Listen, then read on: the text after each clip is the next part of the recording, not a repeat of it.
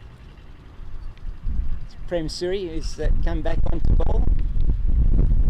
No, it's not, sorry, Chetan Shah, I do apologise. 18, Chetan Shah, not Prem Suri. Chetan Shah coming onto bowl, replacing Sheikh. Sorry. Thank you to our scorer there.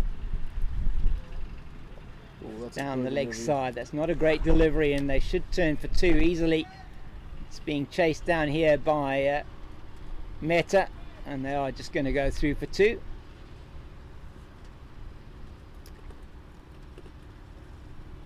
It's Chetan Shah just straying down the leg side.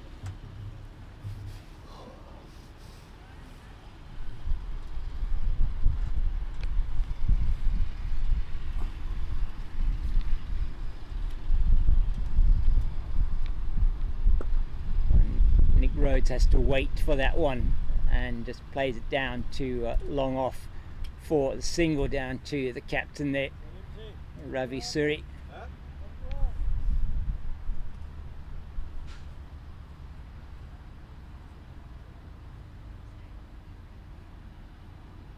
Oh, He's outside the line of the off stump. It looks like umpire Conrad Bass having a look at that one. It's not giving that.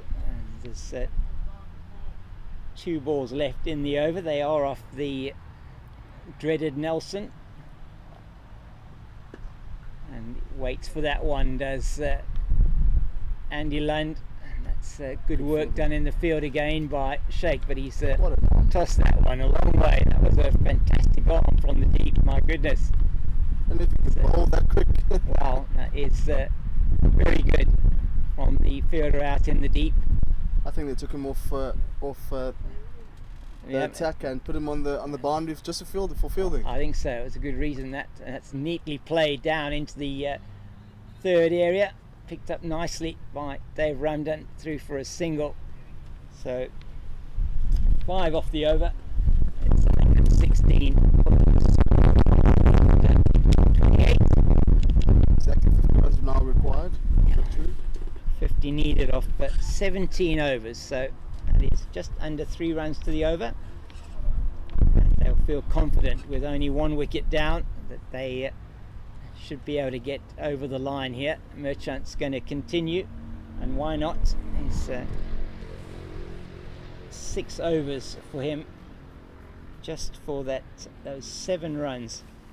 He's been, I think he's been the pick of the bowlers by far for the USA. It's going to cause a lot of teams a lot of trouble this week, is Ahmed Merchant, and especially if he gets on a wicket that might be that's going to give even more assistance from a turn point of view. This wicket is a little bit of turn on offer, but it's very slow turn, and you have a chance to really be able to pick your spot if it's short. That's another good delivery. Unfortunately, hasn't got at the wicket. Nothing in the wicket column thus far for Merchant. Yeah, he deserves a wicket, doesn't he, the way he's been bowling. Yeah.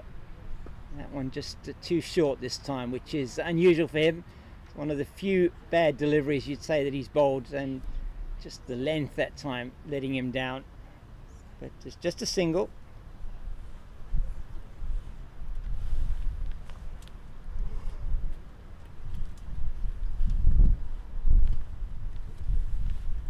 Oh, that one. My goodness, where did that bounce come from? Just took off. We've seen that happen a couple of times, didn't we, in the first innings, where it just hit that patch there, and Andy Lund there doing a bit of gardening. And as a former sugar farmer, he knows a lot about land and how to make things work. Down the leg side, but it's he can't get it away. It's just tickled to the man at backward square for a single for no run. I mean, those deliveries that pop up are really scary for the batters. Yeah, it's the variation in bounce that you start to get worried about. Another one that just pops up on him. He plays it well. But Merchant, he's just been outstanding. It's just the 8 runs into the last ball of his 7th over. He's bowled really well here, Merchant.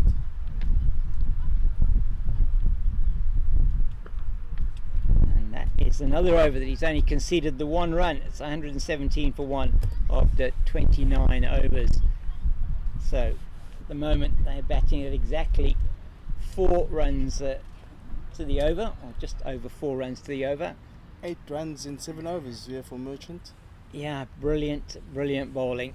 By far the most economical bowler of this of the entire match so far. This partnership now worth 66 between Lund and Rhodes, and Nick Rhodes. He's been there from the beginning. These two have been there in their partnership now together for 17 overs and 4 balls. As I'm going to see another change of bowling.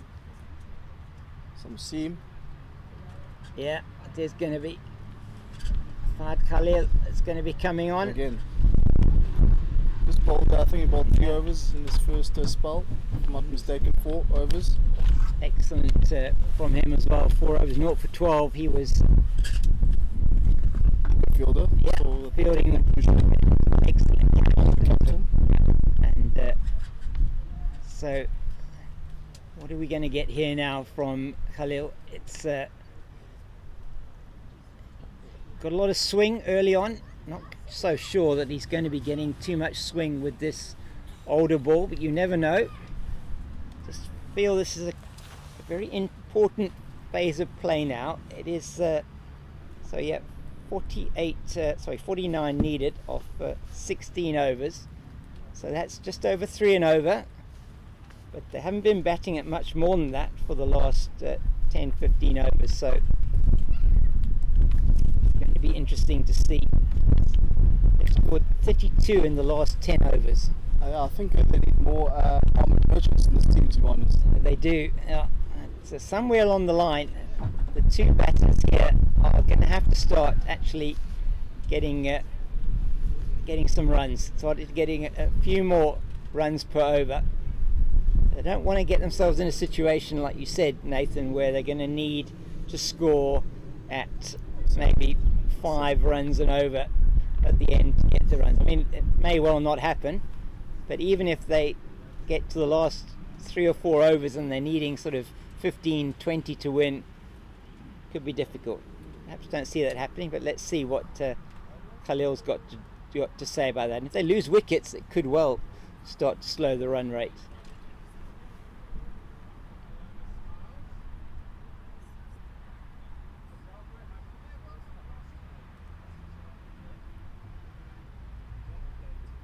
It's down the leg side, and Conrad Base will signal wide. The mandatory loosener. Yeah, that is the mandatory loosener. Back for his second spell, and Bowled 4 overs for 12 in his first spell. he's in towards us now. Another one down the leg side, and that one goes through the wicket keeper, Mark Wright. They'll turn for 2 here. It's Khalil. It's not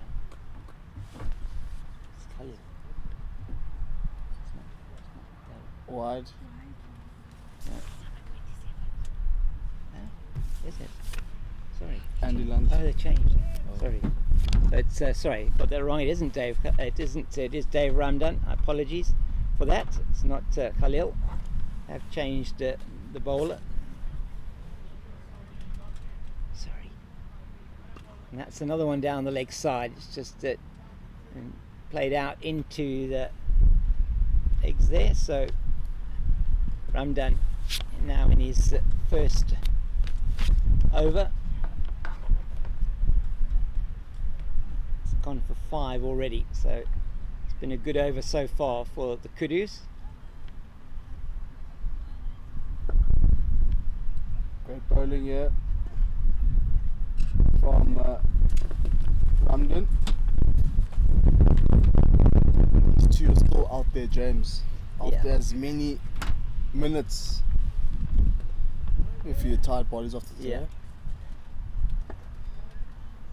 It's neatly played by Lund out into the deep, and they're going to get through for 2. It's good running by Rhodes. He made it back easily, even though there's that very strong arm of Sheikh out in the deep. So it's been a good over so far for the Kudus. 7 off it, and just the 3 legal deliveries. And that's pulled to the left of the man at mid-on, and that's well done by him, getting around and stopping that. That hurts, I think. Seems to be fine. Yeah, he does. Seems to be Excellent work. fine. Excellent work by. That's At least you've got a potential Jungle Gun. soccer player there. yeah, very much so. Really good work done in the deep.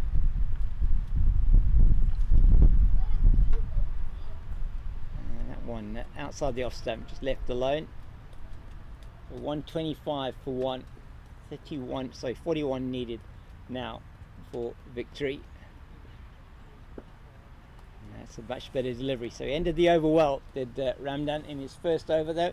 Goes for 8. It's a 125 for the loss of 1. And we're going to be taking a drink. And we'll be back with you in a couple of minutes and to see the last 15 overs of this match.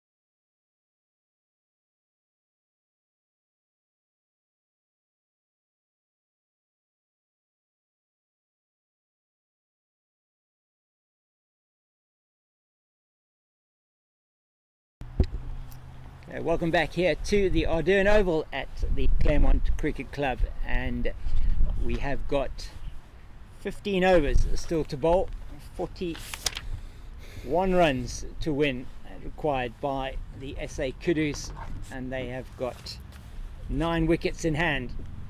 It's going to be Ahmed Merchant. He's got 2 overs left. What can he do here for the USA?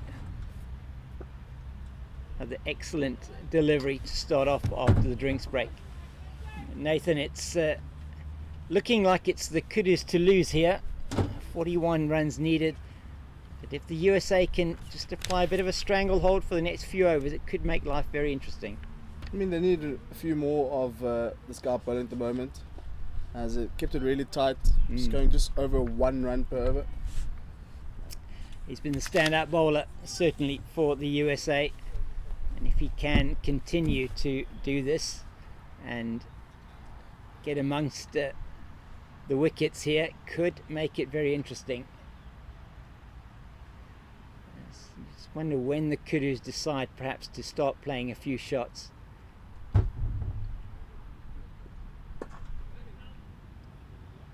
That's well fielded off his own bowling. Just looking at the comparison, I mean, James, after the 30 overs, the 2 power plays, USA were 116 for 6. Yeah. And here we see Kudus are 125 for 1. So well ahead of that comparison. But again, with Ahmed Merchant bowling, does tend to make things very tight in the back end of this innings. Nick Rhodes on 43 and Ilan 38, so both of them 2 highest scores in the match so far.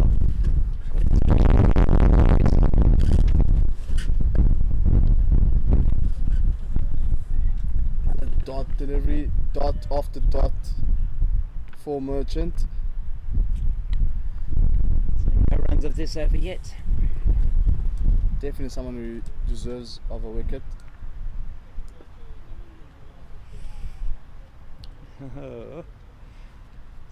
Maiden over. Yeah, maiden over, 125, so still needing, after the final 14, still needing 41 to win. That is 3 and over. 42 is exactly 3 and over, so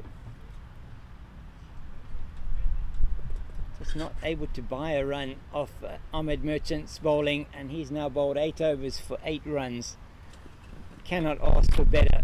The only thing they would have wanted, the thing the USA would have been wickets in that column for him as well.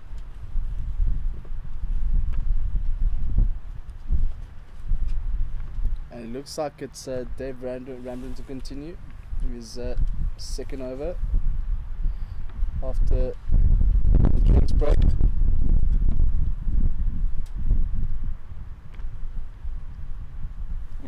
So how are they going to play this? Ramdan would be the bowler. You would think that they would be looking to target.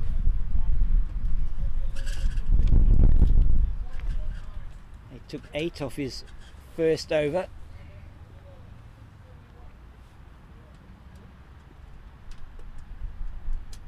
And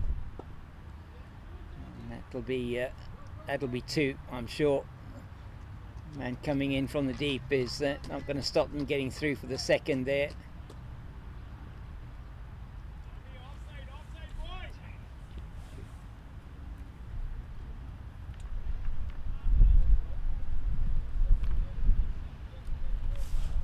Nick the Nudger Rhodes, just nudging it towards the leg side just for 2 runs. Inching a bit close to a half century here for Rhodes. Yeah, 45 now he's on. Just leaves it outside the off stump, flicks the top of his pad.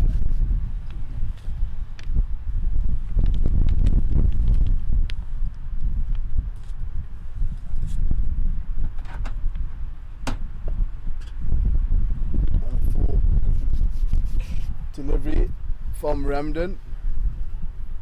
I must say the bowling has been really disciplined bowling. A good line length. The odd delivery going down towards the leg side. It's been So really that didn't really help the cause for the USA side. No, it has been very tight. Been struggling to get the ball away, but it's the fielding's also been pretty tight. That's very impressive, you guys. She's you want to chat? Chat. Oh, we can have a chat. Okay, have a chat. Joined here by Shane Goldie, wicket keeper and batter for SA Kudus. Shane, good to have you here. Fantastic. It's been very interesting playing against the Americans. They actually beat our side in the World Cup. Okay. So we obviously a lot of the guys playing today didn't play in the World Cup, but if we can win this game, it'll be good, very good. You're very good. It's 127 now for one after 32 overs, so batting at just under that 4 runs and over, and 39 runs needed to win now off 13 overs. So the maths is pretty easy there. Yeah, it is, and I must just tell all your listeners, by the way, Nick's lost 14 kilograms. Yeah, I know that, yeah, absolutely.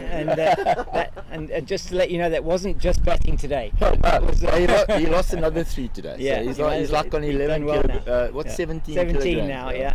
So looking quite sprightly in the field, he was as well. Then Nick, so having lost 14 kilos in preparation for the tournament, it's really fantastic. Yeah, it's actually the first time we've seen him fielding the covers and actually stop a ball. So we were quite impressed. It's wonderful. He was throwing himself around a bit today. Yeah. It's, last over for Ahmed Merchant. He's been impressive, this the spin bowler. He's only gone for 8 in his 8 overs. Yeah. Look, it's an ideal wicket for spinners. I mean, the guy batting there now from Andy, from Natal, he was spinning it square. I mean, he was unplayable. So, and there's also that spot there. Yeah, there it is. There is that spot there where it just bounces. You had a few of those, didn't you? And, one hit me. You're keeping wicket. Well, I've kept wicket now since I was a little guy. Yeah. But it's the first time I've ever been hit in my face. Oh, my and Lord. and it's the first time I've ever worn a helmet. So that's, it worked. That's very good then. You were doing that, Yeah. It's compulsory now, actually. Yes, you have to wear until you have that face guard on to begin with. Well, I actually practiced with it before because I've never kept with. I actually never even batted with a helmet, and my girlfriend used to hit me balls and that. Yeah. And I found that one the better one because it's lighter. Yes. But unfortunately, it pushes my glasses sort of like this. Yeah. Sort of opposite, and I couldn't see it at one stage. So then I took the other helmet and it worked quite nicely. Tell us the story of the playing jersey number. That's very nicely played down the ground by Nick Rhodes.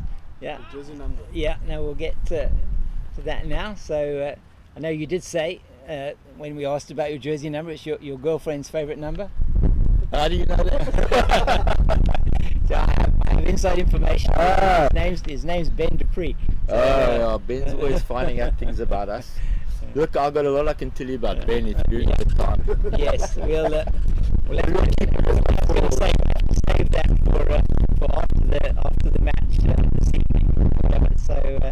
But it's great to have the USA guys here and a couple of teams from the USA, the guys from Zimbabwe and Wales. It's going to be a fantastic tournament. You've been involved in any other tournaments, Shane? Yeah, I've played for South Africa 3 times before, over 40s and over 45s. I played indoor as well.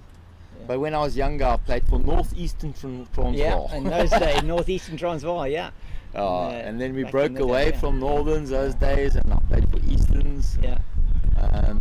So I've been involved in quite a lot of cricket. I love cricket. Well, I never thought I'd be playing at the age of 66, but that's fantastic. Yeah, and at the moment you're still you're there and up in Pretoria area. Most of the guys playing here except for Andy and Paul. Andy from and Paul Natal. from KZN. And but the rest of us are all from I think from Johannesburg there's about 4 guys, and from Pretoria about 6 guys if I'm not mistaken. That's great, and a few of you playing up there for Ardene there, so that's really good. Trevor also in that area, isn't he? So I know he's out in Ben was saying he manages at Wingate Park, at the country club there. Yeah, Golf he's club, the manager.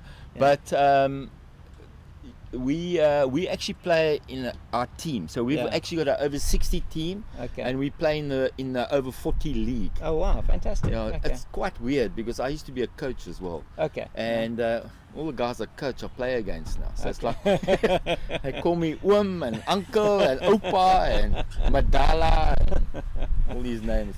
But no, it's I mean, I was walking around just now and that's a bit wide. Just looked like that one straying a bit down the leg side as Ramadan starts the 34th over. So 37 runs needed now for the victory, and 12 overs in which to get them. So when do they start to try and accelerate here, Shane, or are they going to keep going? Yeah, I think this is our first game. We just want to win it, you know. Yeah. We're not too worried about run rates and that. Yeah. And these guys now for tomorrow's game will have their eye in, a bit of time in the middle, as they say. Yeah, very important as comes through two there, nicely run. That's been a feature. I mean, Carl Miller's batted really well. It was a very good catch that was taken to get his wicket, but he was looking good out in the middle, and the bowling effort was excellent today as well. Yeah, I must say we call it a gees. Really nice guys in this, and the Natal guys, believe it or not, actually mix nicely with us. They normally don't, you know. They're up and nose kind of class, you know. But these guys are so it's actually been very nice. We have a very nice sort of banter out there, and it was lovely. I mean, I think for 60-year-olds to be throwing themselves around is pretty special. Yeah, it's excellent, and that tickled into the leg side by Andy Lund once again. He'll come back for two. That's good. 5 off the over so far, which is certainly what is needed here from the SA Kudus to get over the line. As you say, first up, important to get that W next to the name. So 5 games in the round robin. That's down the leg side, signal wide. Yeah, I think always on your first game, you know, everybody was nervous yesterday, and you know, the South African side is split in two. You know, all the politics. We don't like playing with the Cape Townians.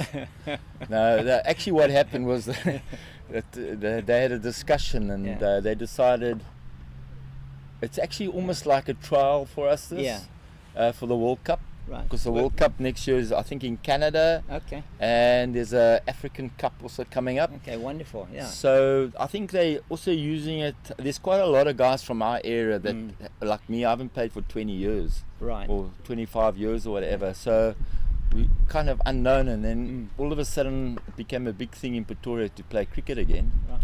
And it just blossomed. Fantastic. It's like weird. All the guys are now, when they hear we're going on tour now, we've probably got about another 100 guys that are wonderful. Fantastic. I know just from my own sort of exposure, things like last man stands cricket is quite big up there in Gauteng as well. I was a bit involved with that a number of years ago, for about 5 or 6 years ago. So and that was really fun to play, and it's really great that you've now got the vets cricket, you say. I mean, over 40s, over 50s, over 60s, and I think even over 70s as well in some instances. And I believe they've got there's an Ashes coming up between the over 70s, England and Australia, which should be very interesting to see how that works out. As it is the end of Merchant's spell, so we're going to see from this end, we're going to be having Prem Suri is going to be coming on to bowl his floaters, really, leg off spinners, and it's 136 for 1, so 30 runs needed for victory now off 11 overs. So so it really is great to see the enthusiasm. I know a couple of the guys, as you say, the guys from KZN, you perhaps wouldn't have necessarily met them yet, and a couple of guys seeing each other for the first time, which was really nice. I went to the nets on Saturday. That's neatly played. It's well fielded by Shahid, in the covers there. Just hit straight to him at extra cover. So, Yeah, it's actually quite interesting because I remember when I played over 45s indoor. When we played against England in England, we played about 4 games against them. wow, that's quite interesting. So the Natal guys are pretty fit. It's amazing we only got 2 in this team, but I think once it starts becoming popular, I think we're going to be able to put out a very good side. Yeah, which would be fantastic, as you say, going into a World Cup year next year. It'd be really good. And you say there's the Africa Cup. I know that happened as well for all of the different age groups as well, which is great. I know the over 40s last year, when it was the over 40s World Cup, we're chatting to some of the players there, and they'd also had the Africa Cup that took place there with 2 South African teams as well in that. That's neatly played by nice shot. Nick Rhodes out, and that takes him to 49, so just 1 away from half century for him. Andy Lund is on 44, so 2 of them both approaching milestones. As Prem Suri again is going to be bowling around the wicket. He's employed this tactic quite successfully to dry up the runs. So once again, it's just played defensively inside. End of the over, just the 2 off that one. It's 138 for 1, so 28 needed off the last 10 overs, 9 wickets in hand. These 2 batters exceptionally well. It's 87 for the second wicket. Shane, it's really fantastic that they do have, as you say, now the Veterans Cricket Association. I mean, Roger Moulton, his organising team, have done a fantastic job over the last couple of World Cups, and putting a tournament like this together. Oh, it's amazing. It's really great. Yeah, I must say, other than being in the best country in the world, the best city in the world, it's very well organised. It's so beautiful. I mean, imagine sitting here, look at this beautiful view you got of the mountains and beautiful forests and that. It's just, I mean, it's mind-boggling. I think the older you get, the more you enjoy it. Yeah, I think you're right about that. The more you appreciate it. As we do see a change of bowling now. Looks like it's going to be Shahid. It's going to be bowling from the northern end of the ground. We call it I'll call that one the Weinberg end of the ground. It's just up the hill. There's the Weinberg and school Weinberg Boys High, just on the top of the hill there as well. So new bowler here, replacing Ramdan, and let's see what we've got on offer here. He batted quite well as well, I think. He did bat well. For that opening wicket partnership was pretty good, as they will get through for the single, and that is they go through for 2, and that's the 54, Nick Rhodes, and first 50 of the tournament for the SA Kudus. In the tournament today for the team, and really has taken victory. Just 26 needed now. The next 10 overs, 9 overs and 5 balls.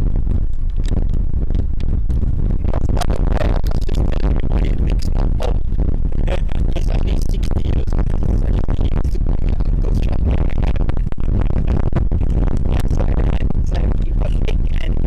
so the 2 youngsters opened the batting today then. The 2 youngsters. Yeah. And it was Cole's birthday yesterday. That's right, yeah. So Cole just turned 60 yesterday.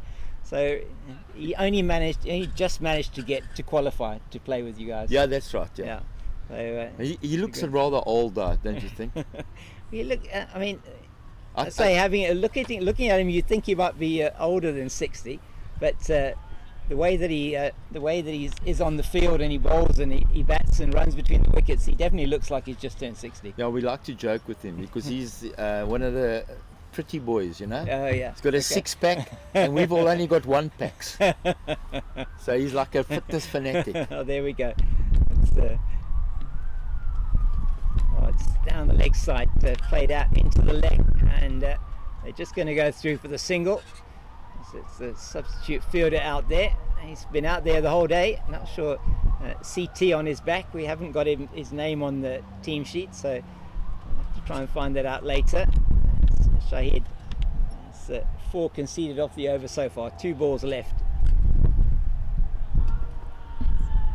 And imploring the umpire to give the decision, but he didn't get much help from behind. They've got to do more work on the wire practice here, definitely. Yeah, no, definitely. So, Now, I must say also one thing: the umpires are very, very good.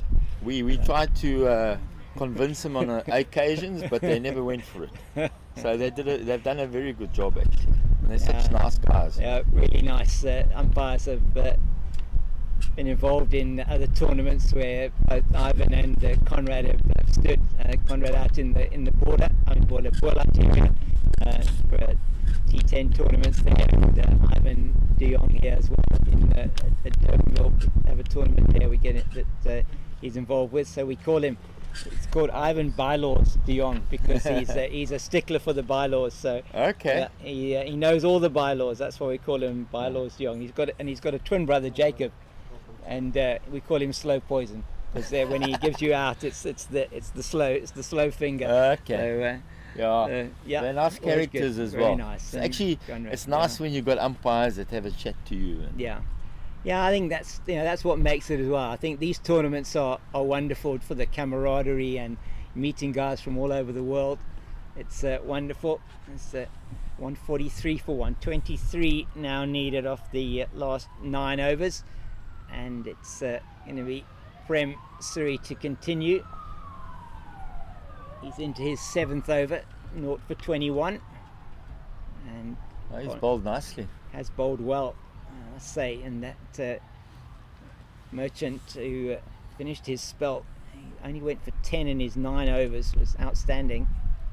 Sure, that's good bowling.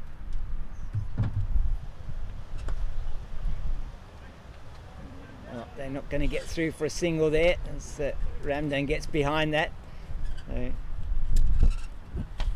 So, it really is wonderful, and as you say, you've got the and Ben, the manager, Ben Dupree, has been really good in contact with me, and we've been working together a bit. Yeah, he's a very good manager. He's a cricket fanatic. Yeah.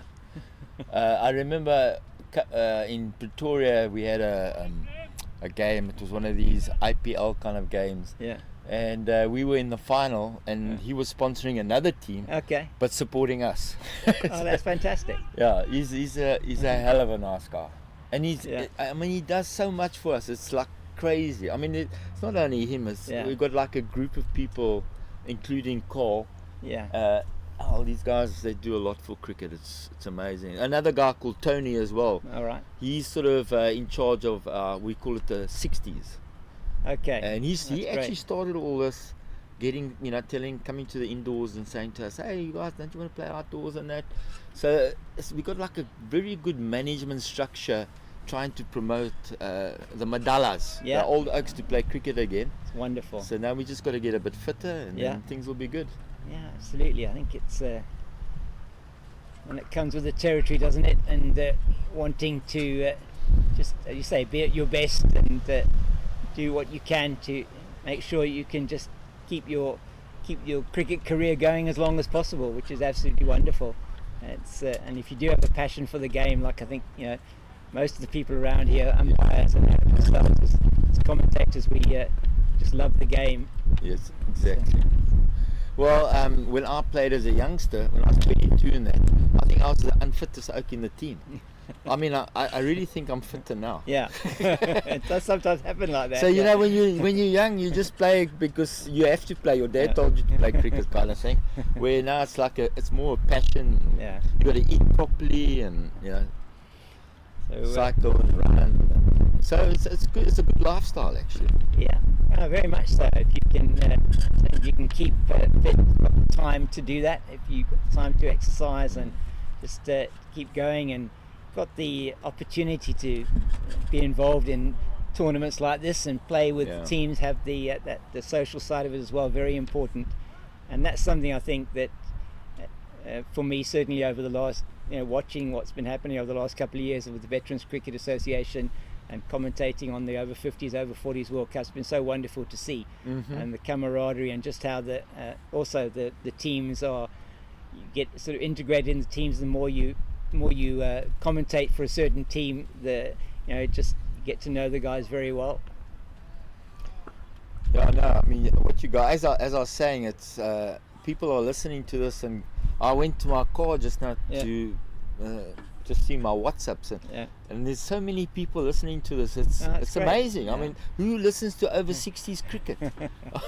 We're supposed to be nearly dead. It's just wonderful to be able to be out here and able to describe the action. As I say, I think that's what's so great about the fact that it is also broadcast on YouTube, and people get the chance to just enjoy hopefully what you're enjoying, and the opportunity to see what's available out there. And it's amazing. I must say, it's the first time I've actually heard about it. And when I saw you guys standing, I thought you were scorers or something. So you're doing a good job. I mean, something like this could actually improve the cricket, because people are going to hear about it, from other provinces and small areas. And I think it's going to become big. It really is. Hopefully gets the message out there. I mean, with, as you say, with veterans cricket, you start getting involved if you still playing club cricket and into your late 30s, early 40s. Can get involved. That's beautifully played into the offside. I think they might turn for two there, and they do, and they'll get back quite easily for that two, and that makes the required runs now down to under 20, 19 needed now in the last 7 overs and 2 balls.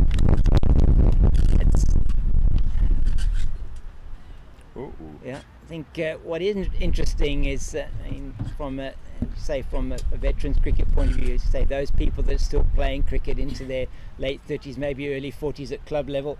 Now there's an opportunity where you can actually start playing for the vets, and it's getting to be bigger and bigger. It's very social, although obviously when we play and that's 50 for Andy Lund with that single.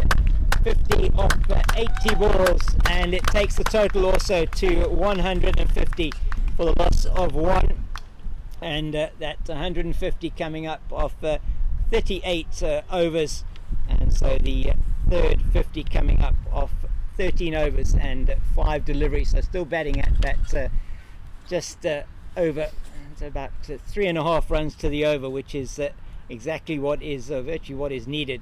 So the 150 coming up at the end of the 38th over, and chatting here to Shane Goldie, the wicket keeper for the SA Kudus. And Shane, it's been really lovely having you here with us on comms, and as the team gets closer to that victory, just the 16 needed now to win. All right, thanks very much, and all the best, and thanks for supporting us old buddies. We feel so special. Well, you are indeed very special. Thank you very much. Thank you.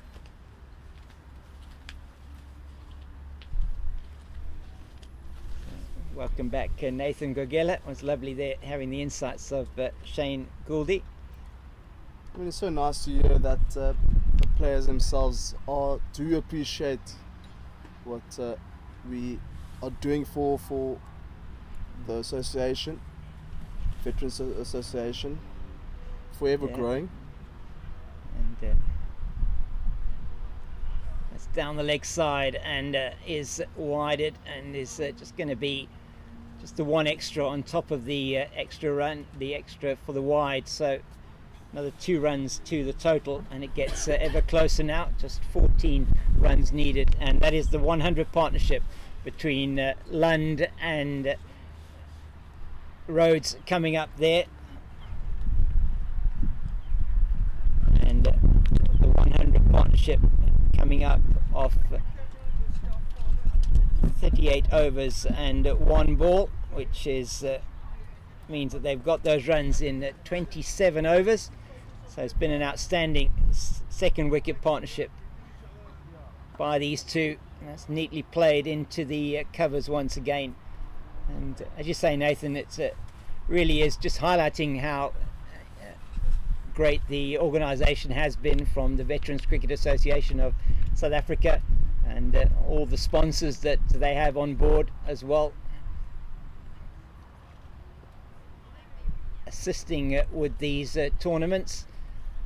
And we certainly are very appreciative as commentators as well of the work that's been done by Roger Malt and his organising team. We just thank them for their organisation, and to all the clubs that are hosting the teams and ourselves.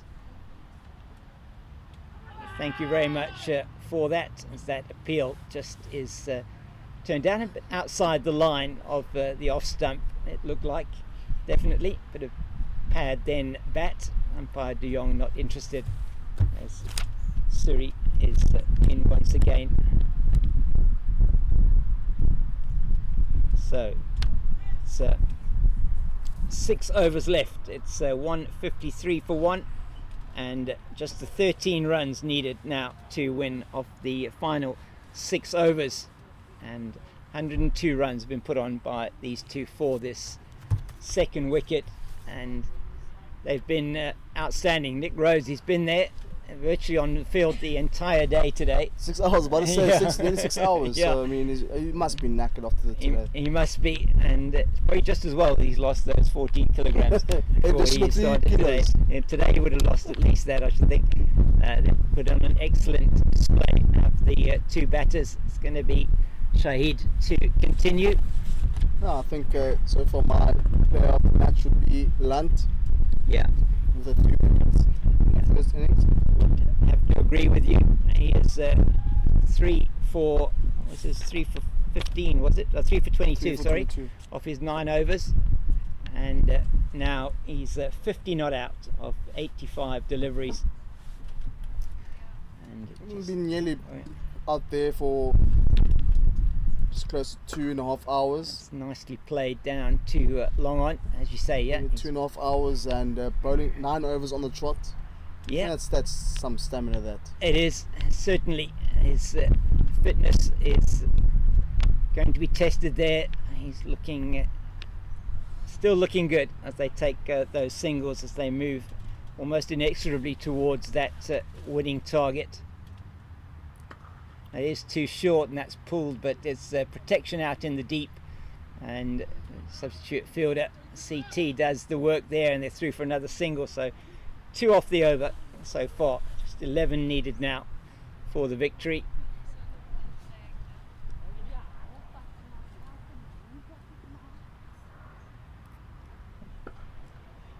Just plays it back to the bowler. On conditioning, I heard Goldie just gave us some valuable insight onto your team, SA Yeah. Kudus, with the 6-pack.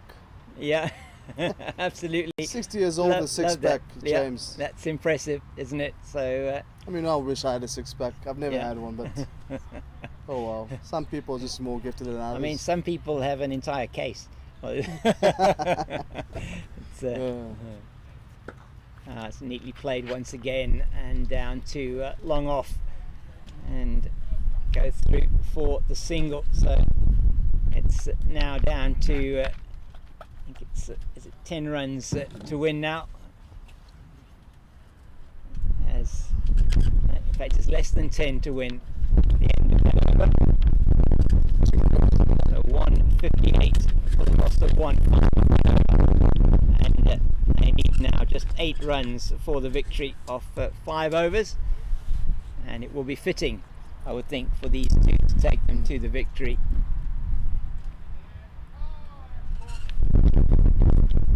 It shows that what we could expect moving forward. Very good batting lineup, especially the opening 3 batters here for Kudus. Yeah, and still with the captain and a couple of other batters, Trevor Poole, the captain, still to come in. It certainly has been a good batting display. Just waits for that and pulls it nicely into the leg side. They'll turn for 2. Can just probably walk back for the second there, and you have to, as you say, admire the fitness of the two batters out there as they go through for these for those 2 runs. So just trying to see how many are needed now for the victory, and they're going to probably go through for another 2 here. Let's give it to a single. Just a single. So 2 off the first delivery and 1 5 off more the runs. second, 5 to win. 5 and 4 and a bit overs. Yeah, so it's almost feels academic now. This is going to be a change of line now from Prem Suri. He's going to be coming over the wicket. He's in his last over now, 0 for 29. He's 8.2, very economical. It's outside the off stump, played down to the man at long off, who waits for it as Chetan Shah, and then tosses it back to the bowler. So 4 runs needed for the victory. So 162 for 1. Do we see a big shot played here by Nick Rhodes? Plays that very nicely. That's going to be out to the man in the covers. He's been there all day, has CT. We're yet to find out what his actual name is. Yeah, you're going to have to tell me what that is. I will tell you, James. Thank one you very day. much. Don't keep me in suspense for too long on that one. So it's 163 for the loss of 1. It's all defence. Comes forward, not going to give it away now. And 54 not out. Andy Lund, Nick Rhodes 61 not out. 2 have put together a partnership of 112 for the second wicket unbroken. And just tickle it into the leg side, and there's nobody there at mid wicket. Dave Ramdan comes round and fields, and they take a single. That's 164 for the loss of 1. Just 2 runs needed. And I think they will be coming this over. I did say before, I did say that they'll be collecting 12 overs. That will be Exactly right. so 42 overs. 42 overs. We'll have to be. We'll be changing your name to Nathan Nostradamus Gogela now. As we call you James the Cape Fox. Yeah, it's the Cape Fox by Leicester Tigers. the Leicester Tigers as well. Yeah, but the Foxes. So the cricketers are called the Foxes as well, and the footballers are the Foxes. So that's where it comes from. So I combined the two. Foxes. Leicestershire. Leicestershire. Leicestershire Foxes. Yeah, Leicestershire Foxes, and Leicester City, the Foxes of Leicester City. That is going to be the game, and that is played by Andy Lund down to the wicket. That is the game, and that is the win by 9 wickets for the SA Kudus. An outstanding performance from Andy Lund with the bat and with the ball, ably supported by Paul Mellis earlier on, and then by Nick Rhodes. 62 not out for Rhodes, 59 not out for Andy Lund, and it's a win by 9 wickets for the SA Kudus to start off this 6-team international tournament. Nathan, it's been a really good day at the office for the SA Kudus, and some good bowling and some good batting as well by the USA team, but just not able to get over the line. Unfortunately, not to be for this USA side. There were glimpses of them being able to come back after a subpar total of 165. But again, just have to go back to the drawing board for this USA outfit. Only the round 1 so far. Another 4-5 games left for them. But the Kudus doing very good here. Good job, valiant effort. Winning by 9 wickets. And that is that from us here at Pitch Vision in this fixture between the USA side versus the South African Impala. James? Yeah, thank you very much, Nathan. Always good to be here with you. It's been a wonderful day here at the Ardene Oval at Claremont Cricket Club. Thank you to the Cricket Club here for their hospitality, and to the Veterans Cricket Association of South Africa for the organisation of this event. And thanks to you enjoyed this broadcast, as they brought to you by Pitch Vision and courtesy of the Cricket Association of South Africa. And we'll see you all hopefully tomorrow for the next round of this 6-team tournament. It's goodbye from us all here at Claremont Cricket Club.